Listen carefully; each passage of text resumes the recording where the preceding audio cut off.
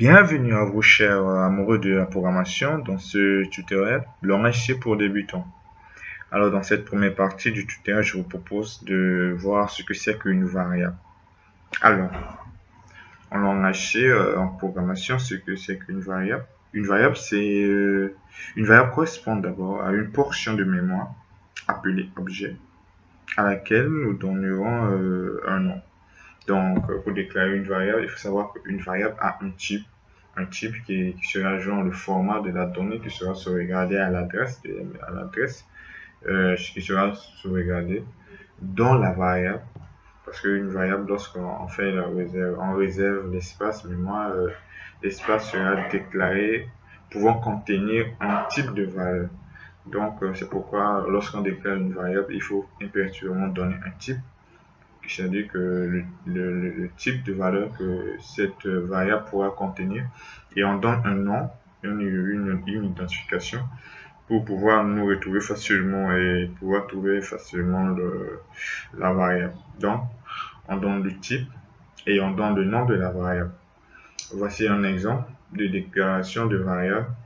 On déclare une variable comme ça en donnant le type de la variable et en donnant le nom de la variable. Alors, et ce qu'il faut savoir, c'est qu'on ne déclare pas les variables, on ne donne pas les noms n'importe comment. On va essayer pour déclarer une variable.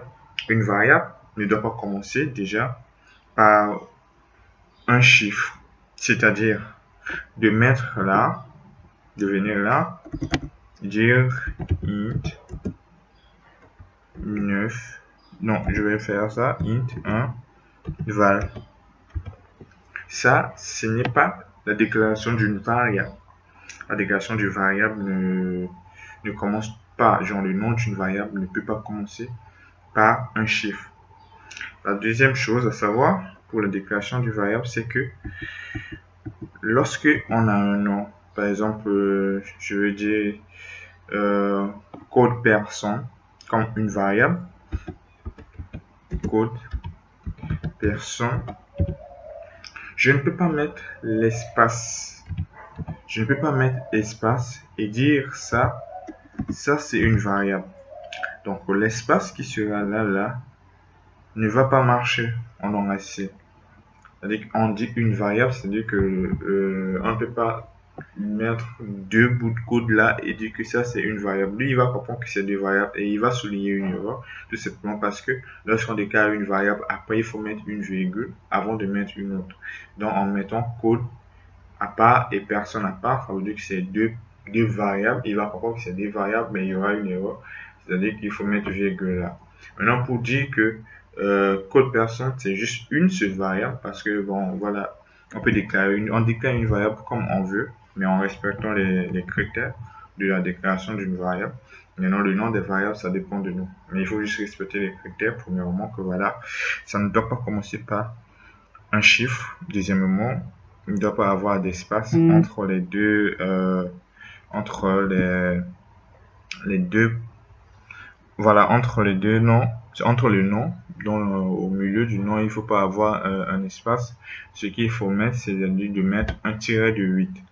Donc, en mettant un tiret de 8, il comprendra que c'est une variable. Il ne faut pas mettre un tiret de 6, parce que c'est la même chose. Lorsqu'on met un tiret de 6, il ne va pas comprendre que c'est une variable. Donc, une variable, lorsque vous la déclarez et que c'est à peu près de ce genre, code personne, ne mettez jamais tiret de 6 ni espace. Il faut lier avec le tiret de 8 pour dire que ça c'est une variable. Quand on dit une variable, c'est-à-dire que ça, il n'y a pas d'espace, il n'a pas aussi tiret de 6. Donc il faut mettre tiret de 8. D'accord. Et aussi, ce qu'il faut savoir pour le troisième point, c'est que il y a des mots-clés qui sont utilisés selon l'AC qu'il ne faut pas utiliser pour déclarer une variable. Parce que lorsque vous le mettez, lui, il va comprendre, il va pas comprendre, il va dire que c'est un mot-clé. Un mot-clé ne peut pas être utilisé en tant que nom de variable. Un exemple de mot-clé, le break, c'est-à-dire qu'on ne peut pas déclarer une variable en disant int break. Bon là par exemple ici vous ne voyez pas les initialiser pas l'erreur parce que je suis pas sur l'éditeur là-bas. Je vais tout de suite aller sur l'éditeur. Vous allez voir si je mets par exemple là, d'accord. Donc je vais créer un projet.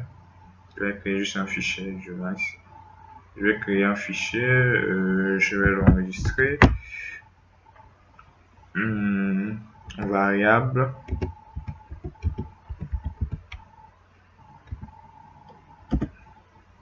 Alors je vais faire include.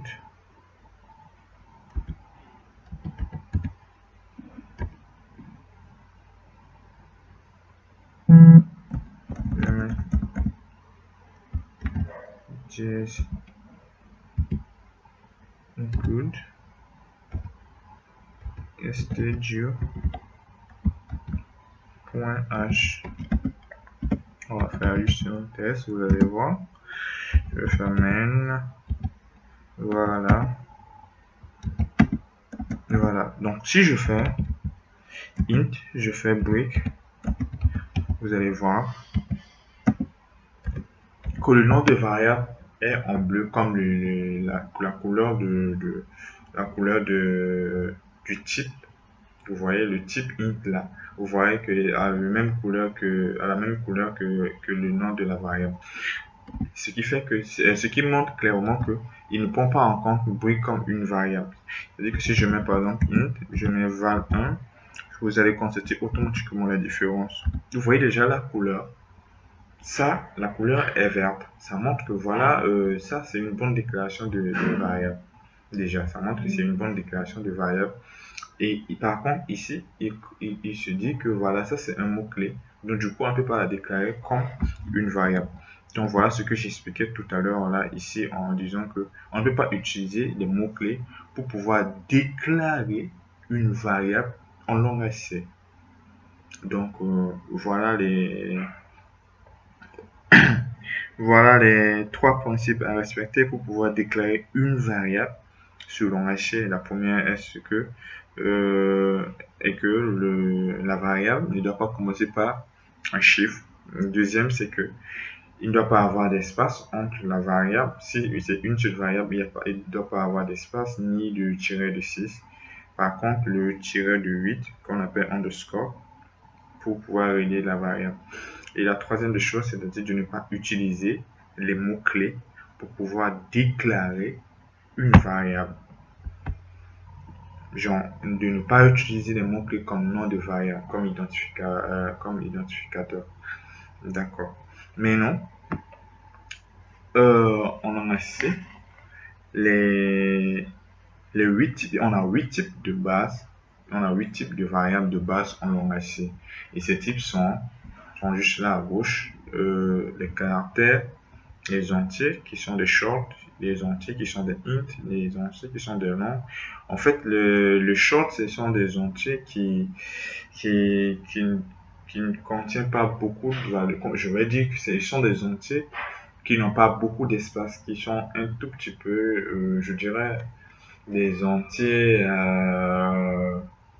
qui ont un espace limité de valeur. Et les int, ce sont un petit peu des shorts, mais qui sont un petit peu larges, c'est-à-dire que peuvent prendre plus des entiers, des valeurs que les shorts.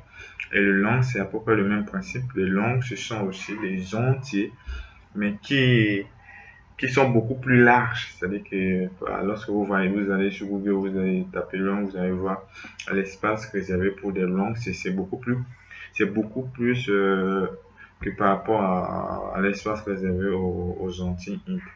C'est la même chose pour les floats double long double.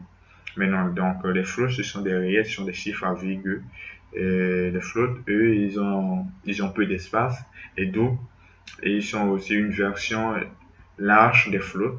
Donc, c'est-à-dire que ils ont l'espace réservé est beaucoup plus large que les floats. Et c'est la même chose que les long doubles, ils sont beaucoup plus larges l'espace réservé par rapport au long double. Donc, on va juste aller directement sur notre éditeur. Moi, dans ce tuto, j'utilise le code blocks. Code block. Donc voilà, pour déclarer une variable, comme on a dit tout à l'heure, il faut mettre le type. Donc voilà, on a les types de base là, c'est ce qu'on va utiliser ici. On va déclarer par exemple une variable, on va dire val1. Donc val1, ça c'est une variable. Et aussi je peux déclarer autant de variables sur la même ligne, c'est-à-dire que je peux faire ça. Je vais dire val2, val3. Donc autant de variables que je veux. Et lorsque je déclare une variable, je peux initialiser une variable tout comme je ne peux pas l'initialiser. Genre, les variables qu'on déclare comme ça peuvent être initialisées à la déclaration ou bien au cours du programme. C'est-à-dire que par exemple, ici, je peux choisir d'initialiser val1 à 0 et ne pas choisir d'initialiser val2, val3. Donc, ce qui fait que au cours du programme ici, si je vais afficher, donc, alors il faut savoir que pour afficher d'abord, on utilise une fonction qui s'appelle printf. Printf, voilà, double quote, on va dire la valeur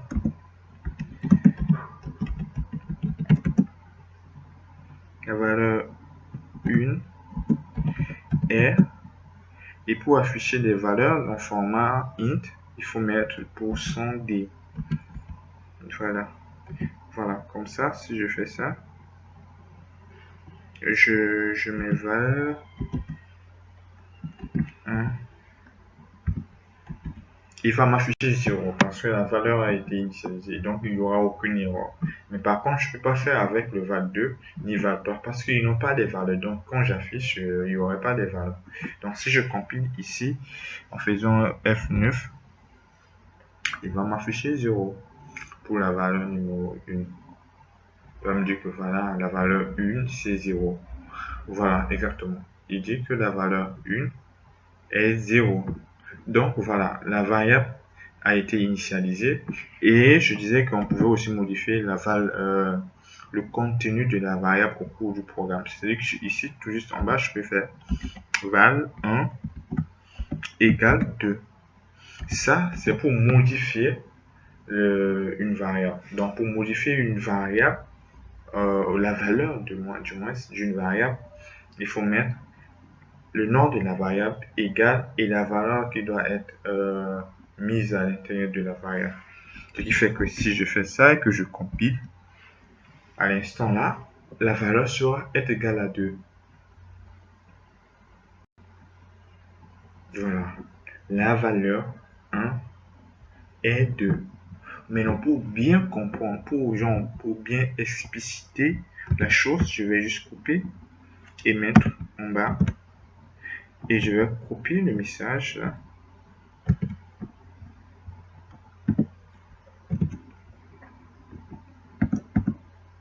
Vous allez voir la différence. C'est-à-dire que je vais afficher au moment où ça a été initialisé et je vais afficher au moment, genre après d'avoir modifié la valeur de val1.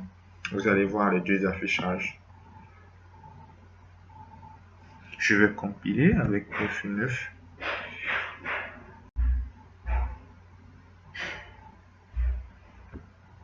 Et là, vous voyez, donc voilà, pour le moment, je dois juste faire retour à la ligne pour que ça s'affiche bien.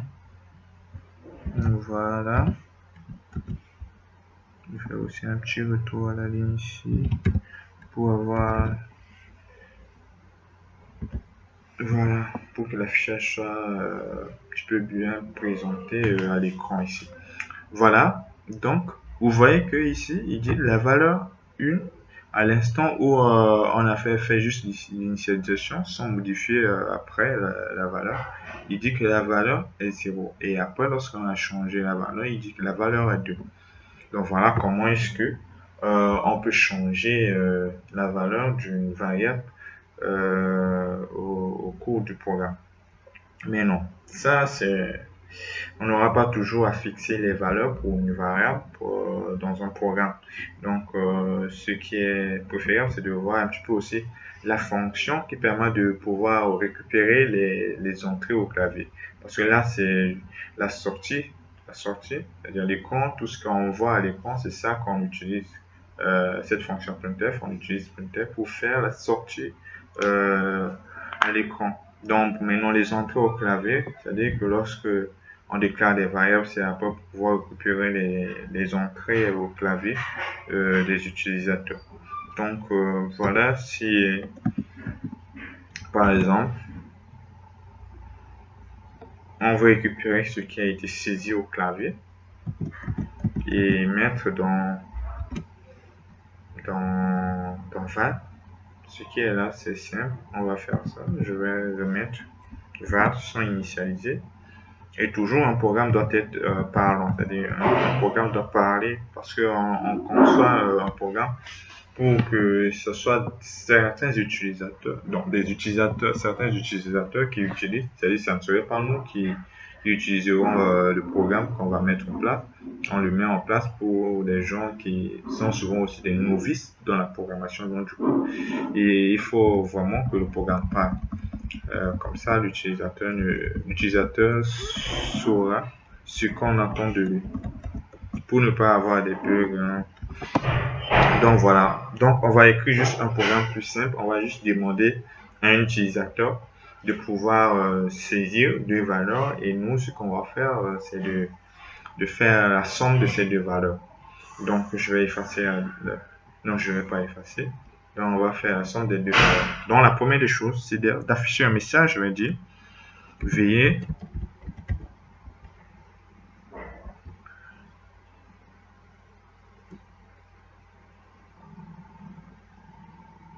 je vais lui dire oui, veuillez entrer la première valeur pour la somme. Donc je copiais pour mettre encore un deuxième message.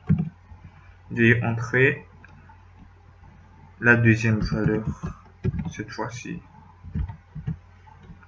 Veuillez entrer la deuxième valeur pour la somme. Et là, au premier, ce que j'ai à faire, je vais utiliser la fonction qui me permet maintenant de récupérer l'entrée au clavier. Et cette fonction, ça s'appelle scanf. Donc scanf, voilà. Pour les entiers, on fait pourcentage D et on fait virgule, on fait E commercial et on met le nom de la variable. Ici, c'est val1. Voilà. Et je copie, je fais la même chose pour val2. Voilà. Donc là, ce que j'ai fait, c'est quoi? J'ai juste saisi à l'intérieur des variables val1, val2. Donc maintenant, il faut faire la somme. Pour faire la somme, je mets val3, je dis val3. Voilà, val3 égale val1 plus val2. Voilà, et là, je peux maintenant afficher val3. Disons que voilà, c'est val3 la somme. Donc je vais dire ça, je vais faire ça, la somme de pourcentage D pour signifier la première valeur. Voilà, je dis la somme de pourcentage D, je vais dire plus pourcentage D, genre la deuxième valeur, je vais mettre égal et je vais mettre pourcentage D pour la troisième valeur, genre pour la somme en tant que tel. Voilà, je vais mettre aussi pour pouvoir avoir une bonne qualité, pour que l'affichage soit vraiment bien présentable. Donc voilà, je vais mettre ça. Donc ici, il faut respecter les arguments. Le premier pourcentage D, j'ai dit la somme de val, c'est-à-dire la somme de pourcentage D, c'est-à-dire la somme de la première valeur que je vais mettre ici. Val 1, virgule, le pourcentage 2 ici, donc je respecte. Val 2, virgule, et le troisième qui est là, val 3. Voilà. Et si je compile, il va me demander de saisir une première valeur, après de saisir une deuxième valeur, après de saisir une troisième valeur. Voilà. Donc, il me dit, veuillez entrer la première valeur pour la somme. Je dis, je fais 12. Il me demande, veuillez entrer la deuxième valeur pour la somme. D'accord, je fais 18. Donc, normalement, il va me donner 30 pour la somme. Et c'est ce qu'il me dit. Il me dit la somme de 12 plus 18 égale 30. Donc, voilà comment est-ce que on manipule les variables selon HC. Comment est-ce que, ce que c'est que la variable, comment est-ce qu'on déclare une variable et comment est-ce qu'on peut les manipuler. Donc, dans ce premier tuto, on a vu comment est-ce qu'on peut déclarer, comment les variables fonctionnent. Et également, ici, c'est-à-dire qu'ici, on a pris juste un exemple avec des entiers, mais on peut prendre des chaînes de caractères. Déjà, un caractère, comme on avait dit, un caractère est déclaré sous ce format char. Voilà. Ça, c'est un caractère. Char, c'est un caractère, mais pour avoir une chaîne de caractères, par exemple, CH, et on donne le nombre de caractères qu'il peut contenir. Alors, la différence entre les deux, c'est quoi? Ça, c'est un seul caractère, c'est-à-dire que je ne peux pas mettre veiller à l'intérieur d'une variable. Genre, c'est-à-dire que si je veux donner une valeur, je peux donner genre un caractère, je peux dire c'est 2 B, ou bien je peux dire c'est C, ou bien je peux dire le contenu c'est C, c'est juste des caractères, un seul caractère, ou bien tiret, ou bien plus, ou bien égal. Ça, c'est un caractère. Par contre, une chaîne de caractères peut contenir, voilà, un nom, par exemple. Mon nom, par exemple, Stéphane, et je peux mettre Stéphane dans cette variable.